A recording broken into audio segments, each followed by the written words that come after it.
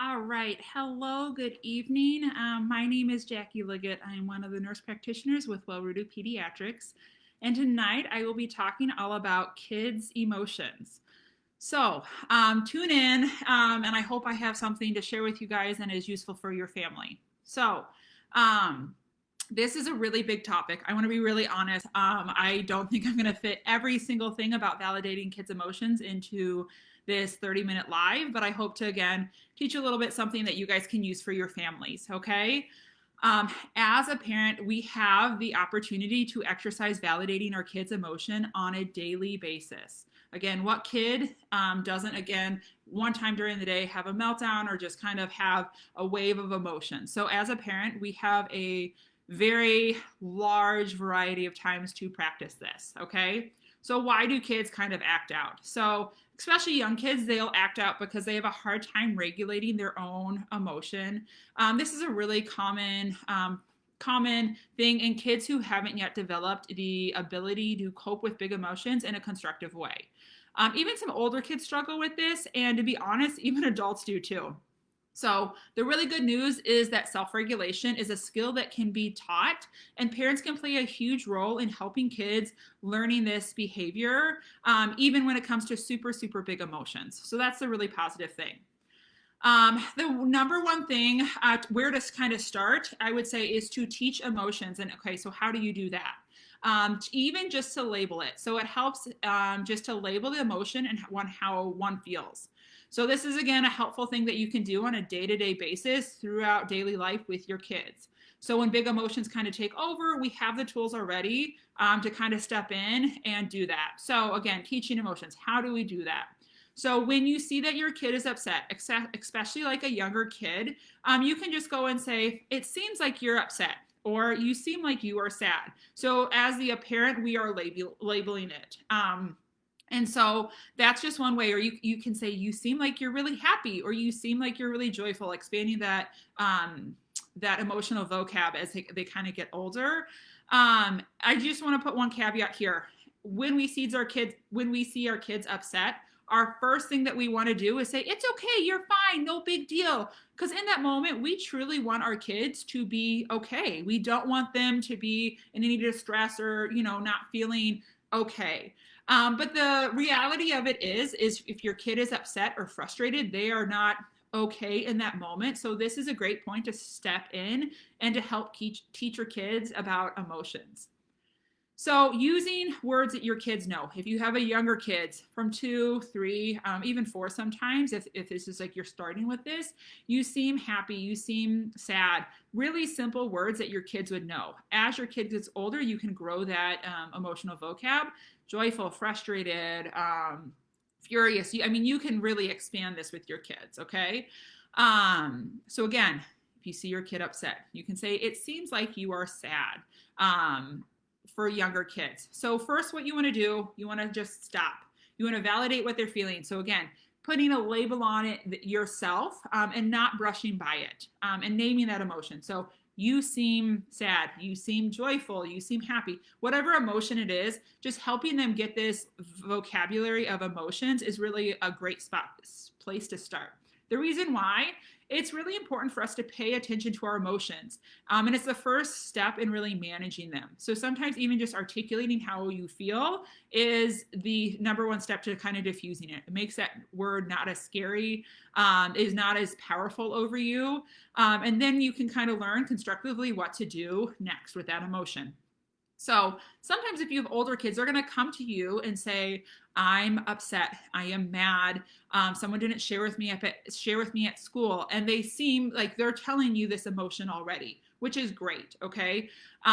Just like we do with younger kids, we do not want to brush by it. Our first instinct often with kids is, oh, that's not that bad, oh, don't worry about that, okay? The older your kids get, if they continually hear, oh, that's not that bad, that's nothing to worry about, you're fine, they're going to start understanding that, okay, I probably shouldn't feel this way, so I'm not going to share that anymore. Or they might think that emotion is wrong or bad. So again, they're not going to share that emotion with you, which is not what we want to do. We really want kids to open up and talk about their emotions so that we can kind of get on this productive way of helping them through them. Okay. So again, your older kids come home and says, I'm really upset. So-and-so didn't wave to me today, or didn't share with me, whatever it is. You can say, yeah, that does sound really frustrating, or you look disappointed. What happened? And again, it just is validating the emotion that they're feeling without just washing by it, without just brushing by and saying, you're fine, no big deal. So as parents, we can truly model this for our kids as well. So for example, I know it sounds silly at first when you start to do this, but it helps your kids kind of realize, okay, mom and dad are, people too, and they have emotions too. So let's say you're at the grocery store, you forget the apples. On the way home, you can say, man, I'm so frustrated right now. I forgot those apples at the store. And you can even talk through saying, what can I do to calm myself down right now? Oh, I'm going to take some deep breaths. And you're kind of modeling this, talking it through in front of your kids. I know it's going to sound a little silly, but they're kind of watching you and being like, oh, okay, that's what mom does. And then after you take your deep breaths, then maybe you can say, okay, how can I solve this problem right now? And actually solving it with your kids. Again, it lets them in that, like, okay, even adults have like emotional ups and downs. And it kind of just helps them kind of see what you kind of go through too. Even when you're watching a TV show or reading a book, you can kind of stop and point at a character and say, this one boy just took a toy away from this other boy. How do you feel? How do you think this one character that just had their toy taken away feels? And your kid can say, sad. I think that they don't feel good right now, and even just stopping in that can be helpful as well. Just because you're pointing to a character, you're learning to have your kid empathize with them, but also naming the emotion that they are feeling in there. Okay. A big thing that I want to say is teaching your children that all emotions are okay. There are no emotions that are bad, that are negative. We want to kind of get away from that term. Honestly, it's how we deal with emotions. Even as adults, we feel an array of emotions. None of them are bad. It's how we deal with them. So we really want to teach that to our children as well. Another thing I want to say is you want to separate the feeling from a behavior. So again, telling your kids, they can feel any emotion that they want. It's really okay to feel really, really mad or really upset or really scared, but just make it very clear we have a choice in how we deal with that emotion and how we respond, okay? So while you have every right to be really, really mad at someone, it does not give you the right to hit them or punch them. So when you're disciplining your child's behavior from something that happened, you do want to say, I'm putting you on timeout because you hit your brother, not because you got really, really mad and yelled and then hit your brother, because they're going to associate down the road, okay, well, I can't feel this because it's bad. And we don't want them to think that. We want them to think, okay, any emotion is good. It's how we deal with it. So disciplining a behavior and not how your kid is feeling is definitely something to kind of just put in the back of your head. As parents, we often feel like we're blindsided. All of a sudden, our kid is fine, they're calm, and then they're going to the middle of the grocery store lane and they're having a full-blown tantrum. And we're like, what just happened? My kid was fine a second ago. Sometimes big feelings take over in a moment, yes, especially in little kids. But a lot of times emotions build over time. They're kind of like waves. So often what we can do, especially with older kids, is having them rank their feeling. So even if we see something a little bit off in our kid, we can say, okay, 0 is happy and happy, 0 is calm and happy, and 10 is I am so mad right now. Okay, you can kind of even have them rate it. Okay, so you can give the example of, like, let's say we're back at that grocery store, we're in the car, we're frustrated, we forgot those apples. So you can even say to your kids, I'm really frustrated right now. I'm not that frustrated. I'm a little frustrated. I'd say I'm about a 3, And so they can see, okay, how this ranking thing works. Because oftentimes kids sometimes sit around a 4 or 5 and we don't even really pick up on it. And then all of a sudden they're having a full-blown tantrum. So a lot of times rating the emotion for kids is a great way to kind of gauge where they are at. Rather than just saying like, oh my goodness, what just happened? That was a full-blown tantrum. I wasn't even expecting that. So sometimes you can do it visually as well, like have a printout, 0 with the happy faces, and then switching over to like sad or frustrated faces. Sometimes kids who like visuals, that's a good thing as well, where they can point where they are at. It's helpful as well. Okay, so kind of what to do. We see our kid upset. We want to validate their emotions. So either they're telling us how they feel, or we're saying, you seem sad, you seem upset. Next thing you want to do is get on their level, okay? So get on their level. So on your knee, you want to either like hug. Sometimes kids will respond really well to like physical touch, and then listen to them. So again, we're not brushing past and just saying, oh, you're fine, no big deal. You seem sad, but it's nothing to worry with. We want to listen to our kids, and then we're going to help redirect, which I'll go through all that here in a minute. So we do all that. We get on their level, you seem upset, we give them a hug, we listen to them, we listen to why they're upset, and then we can kind of implement these next steps here, okay?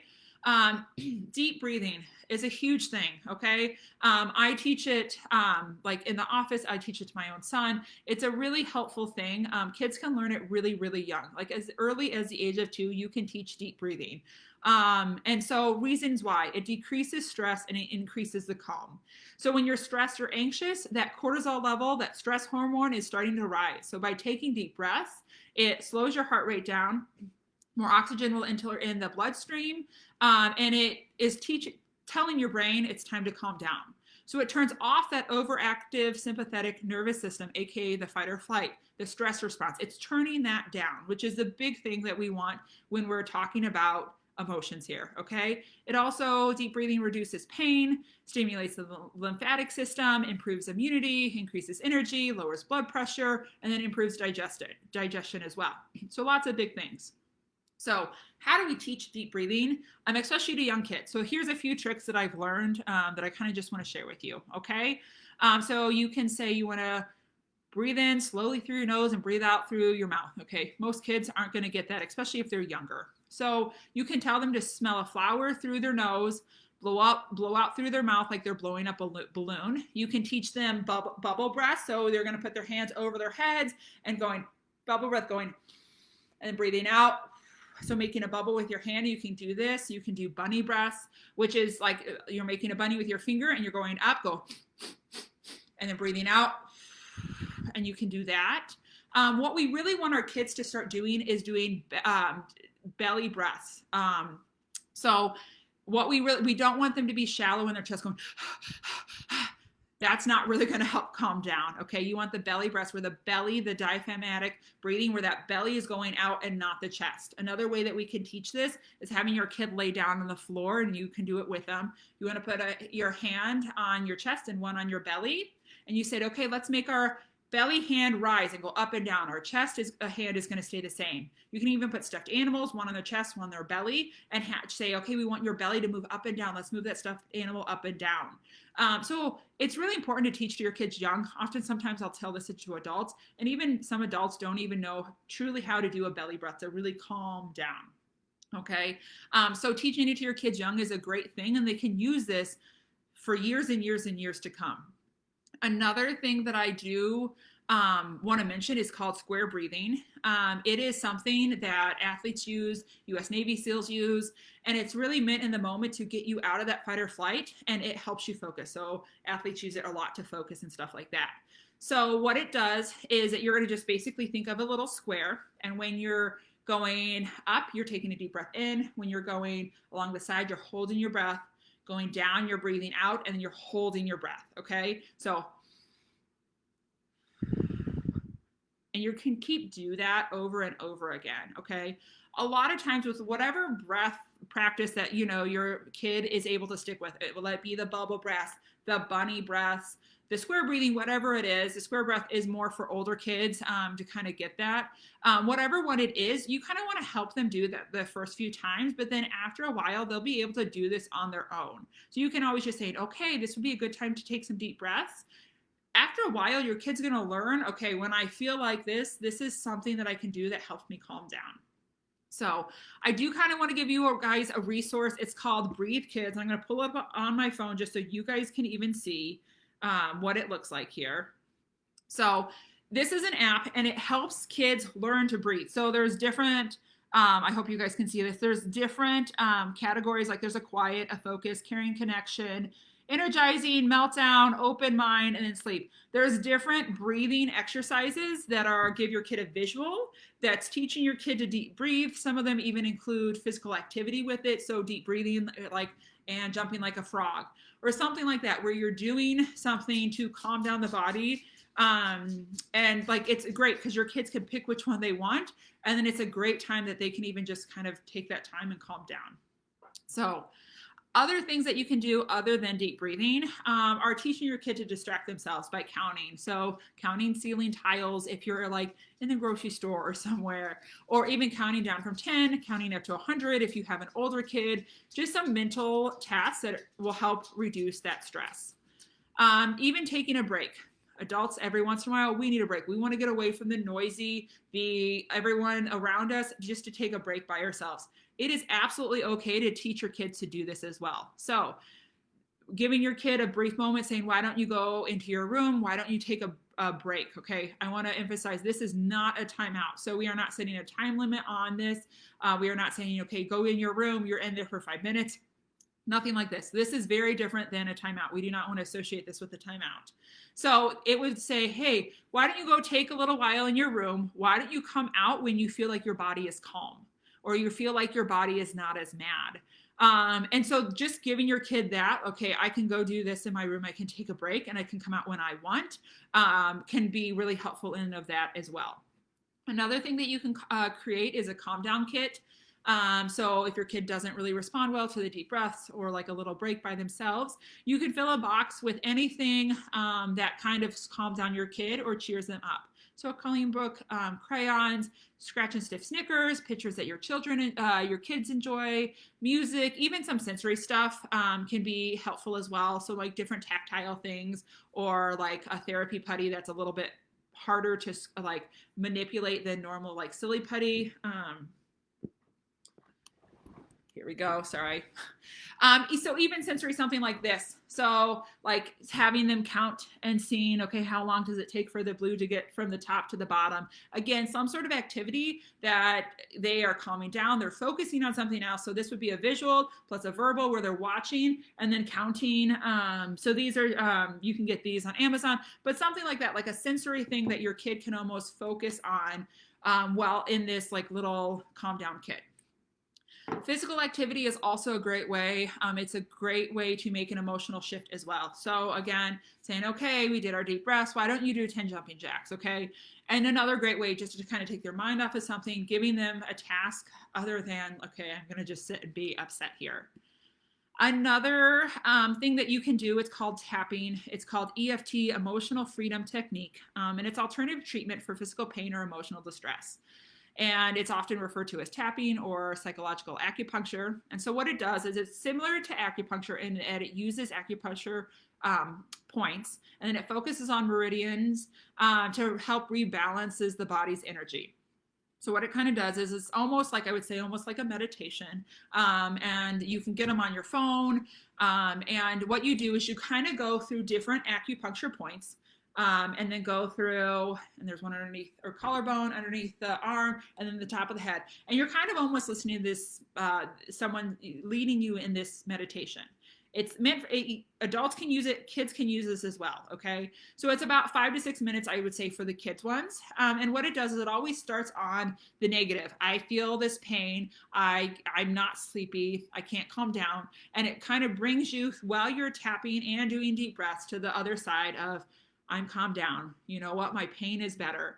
And it kind of brings you through that way. Again, the kids ones are like around 5 to 6 minutes, I would say. The Tapping Solution is an app that I'm aware of. And there are adult ones on there as well, but they also have kids ones on there. There's a bedtime one. There's a calm down one on there for kids. There's an I'm anxious about school one there on there for kids as well. So again, that can be a resource if your kids respond pretty well to that. Another thing is problem solving with your kid. So again, we named the emotion, validated, we kind of went through deep breathing, we are out of that fight or flight.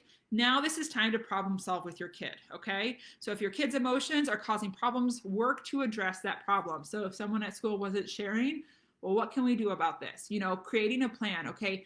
I want you to use your words first next time with the kid. If you don't share, say, well, I would like you to share, or like teach your kid, I want you to do this. If they don't listen, create another plan. I want you to go tell the teacher. You know, create a plan so next time this happens, something is different. Or let's say someone, again, was mean to your kid at school. You can create a plan and say, okay, well, let me talk to the mom, and then maybe we can get you guys together, and then we can help you guys talk this out. Again, you're problem solving with your child, okay? And then also you can do like identify some mood boosters. So talking to your child about things that they really like to do, going outside, listening to music, telling some jokes. Again, that can just help them get out of that fight or flight into like a more calm state. I do want to share some like tips, things to hopefully prevent full-on tantrums. And the biggest thing that I can say in regards to that is give your kids choices. They are wanting to be independently little beings, even from the early age of like 18 months to 2. Like these little kids really just wants to say like, I have my words and I want people to listen to them. Again, they're creating this independence within themselves. And so it's really important as parents as we let them exercise that within like a safe realm. Okay, so giving choices is a great way to do that. And it's really simple stuff, especially when they're little. Okay, you see your kid standing on a chair, you can say, you can have a choice. Do you want to sit on the chair or do you want to stand on the floor? Either way, you're fine with the decision, but they're choosing what they're doing. Okay. Another thing is, do you want apple and almond butter or would you like raisins for a snack? Letting them choose. If you're in the grocery store with you, do you want this pineapple or do you want some bananas? Again, they are choosing. They want to have their voice be heard, that their words matter. And so by giving them choices, you are like allowing them to do that, which is huge. Okay. Let's say your kid's having trouble going to their room and you're like, okay, please go to your room. It's time for bed. Let's put on pajamas. And they're not going. Again, you can say, all right, do you want to run fast like a cheetah to your room or do you want to jump like a frog to your room? Again, either way, the end goal is them in their room getting their pajamas on, but they are choosing how they are going. So doing choices is a huge thing for kids, and just including that into your daily activity for them, just so that they feel like their voice is being heard, is huge. Positive talk with your kids. Another thing that you guys can do. So I know families that have like, I would say mantras, I guess, where they have like, our family loves deeply, we forgive easily. Like I know you've probably seen that on like the Hobby Lobby family rules, I guess. But like certain families will have these like mantras and stuff like that. So these families can go back and be like, well, you're part of our family. Like here are the things that we believe, or even just self-positive talk about your children. Okay. So, on the way to school, you can say, you know what? We're going to have a great day at school. And in the back seat, your kids can be repeating the exact same thing. Okay, we're going to have a great day at school. I'm going to have great listening ears today. Your kids are repeating the exact same thing. I'm going to share with my friends. I'm an amazing kid. We really want to boost our kids' self-confidence. We really want to point out their great qualities. So saying like, I love your heart. I love your heart to share. I mean, we want our kids to have such a good basis for self-esteem, and it starts really young. So we can just say these things over our kids and have them repeat it.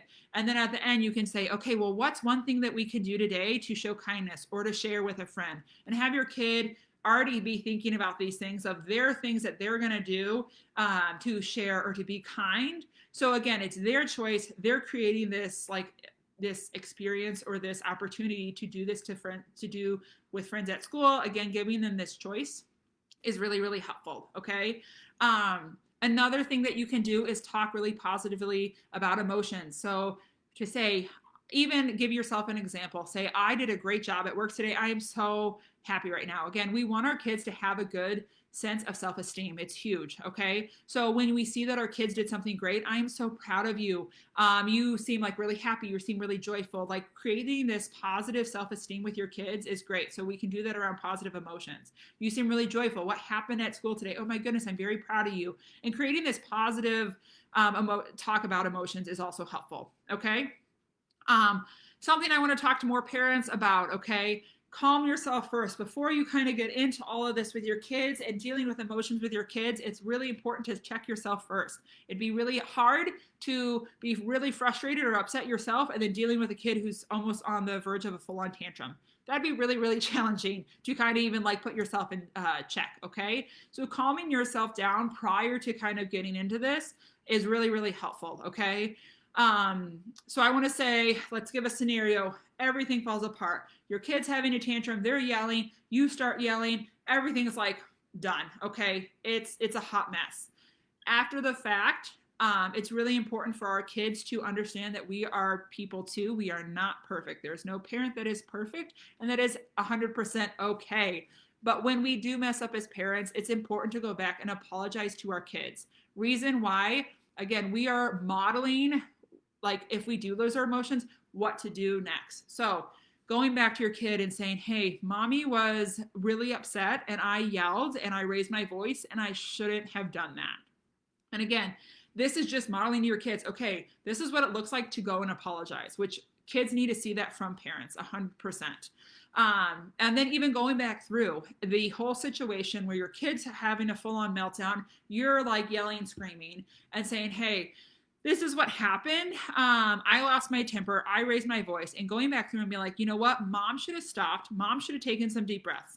I could have taken a little bit of a break and I could have acted in a different way. And your kid can do that too. Especially older kids can go back through a scenario where they like lost their temper. They yelled, they threw something, and saying, okay, you know what? Next time I am going to take some deep breaths. I'm going to step away, and doing that.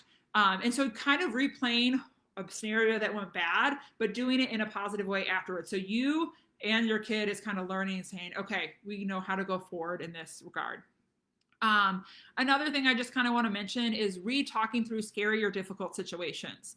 And so kids have lots and lots of questions, especially young kids. They have questions about every single thing. And I want to kind of go back to the wave emotion that I was talking before. A lot of times it seems to us it goes 0 to 10, but a lot of times kids are hanging on to some fear or something they saw or something they experienced, and they're hanging out at a 4 or 5, and we don't even know it.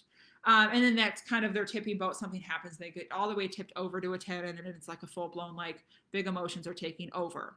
So to re-talk through scary things is really something I think that's important, or even difficult situations. So let's say I'm going to give this scenario that we were over at grandma's house. She was cooking dinner. She cut her hand, and she needed to go to the hospital for stitches. Okay.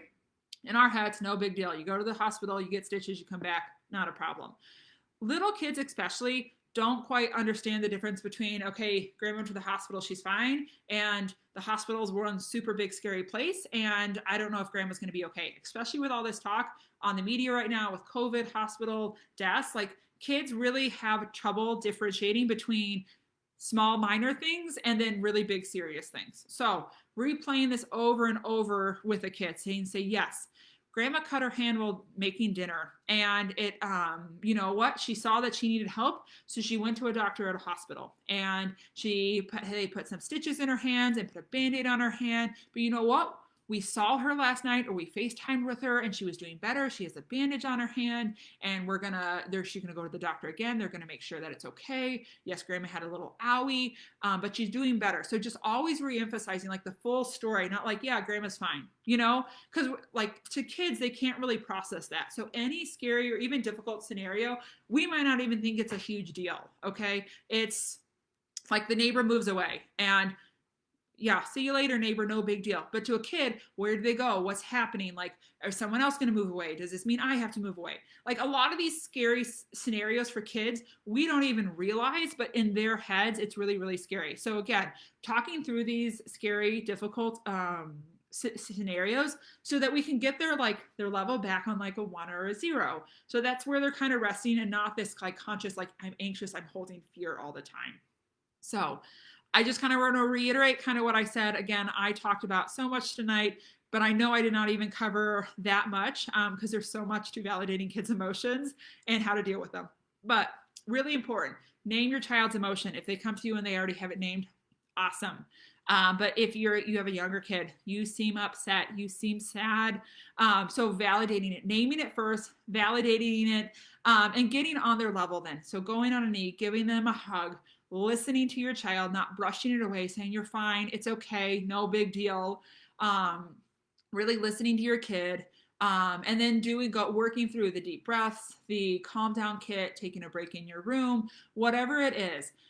This is a practice, I want to say. This does not happen overnight. It takes a while. So do not assume that all of a sudden tomorrow you're going to be great, perfect, we got this. This is a learning process for adults and kids in and of themselves. So really, it's something you just are kind of be okay, we're going to try to practice at this. We're going to practice at this. And we're going to kind of go from there. Again, it's not overnight, but eventually you're going to see some positive differences and stuff, especially once we're okay, let's go to that deep breathing. Let's take a pause. So I just want to encourage you guys. I hope you got something from this for your families. And I hope you have a good night. I'm here to answer any questions that you may have. And let me know. All right. Have a good night. Bye.